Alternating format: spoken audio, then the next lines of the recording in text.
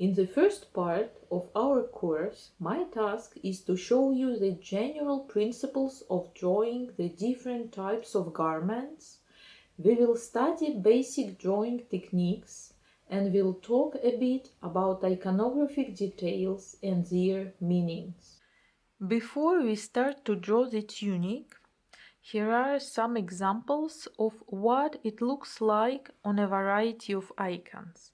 I have chosen some of the most clear examples for you. All of them look completely different at the first sight. However, all of them have the same basic construction. It's important not to draw the fragments of the garments or hands separate from the figure, because we need to perceive them as part of an entire figure. We will draw a basic half figure every lesson and work with certain parts of it.